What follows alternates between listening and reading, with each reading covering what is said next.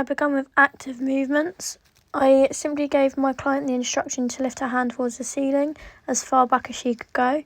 This was for arm flexion. She then repeated this on both arms.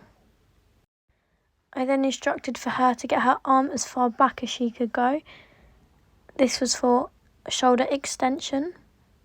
I then got her to move her arm from down by her side up by her head for adduction, and then across her body for adduction as far as she could. We then repeated this on both sides. I then got her to tuck her elbows in by her side and to move her arm across her body for internal rotation and then outwards for external rotation. We also performed this from a adducted position. So I got her to put her arm abducted to the side and then once again repeated by instead going up and down this time. With external rotation being when the fist is pointed upwards and internal when the fist is pointed downwards. We then went into horizontal abduction and then into adduction.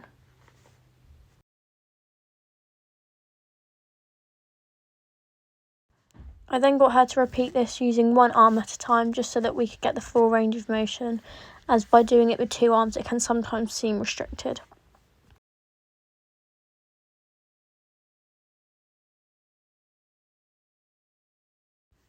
We then went into doing these movements passively.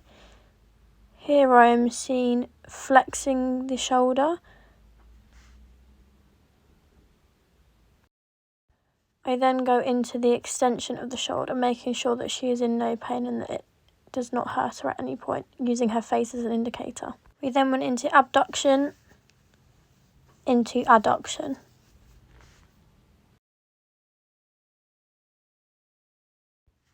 I then repeated all these movements on the other side, making sure that she was at the end of the bed so that I could make sure she was getting a full range of motion. Making sure she is relaxed throughout so that I have full control of her arm.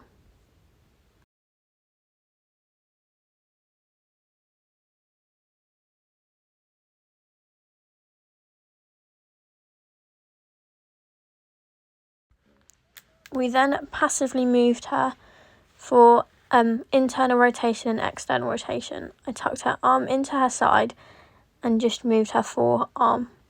When moving the arm outwards, it's external rotation, and when moving inwards, it's internal rotation. This was once again repeated on both sides. I then moved her to the other side of the bed so that I could get a full range of motion to perform the next test. We then passively did this from an adducted position to do internal and external rotation. This was once again performed on both sides, so I'd be able to compare one side to the other.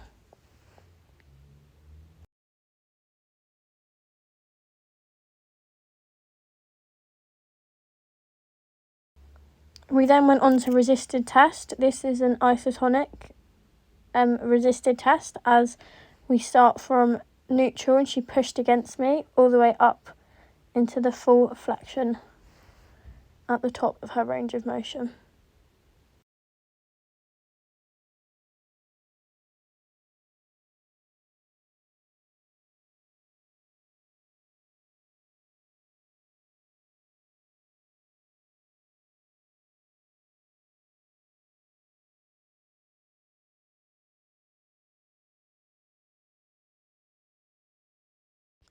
We then went into abduction, so this is where we're doing an isotonic resisted test.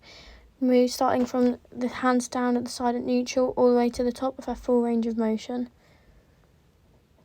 We then did adduction from the abducted position.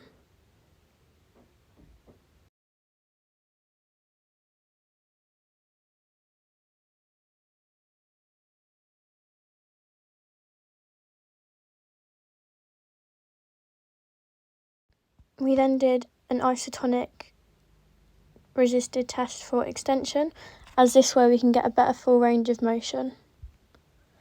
This was repeated on both sides, however, due to the length of the video, I could not put it all in. We then did internal and external rotation.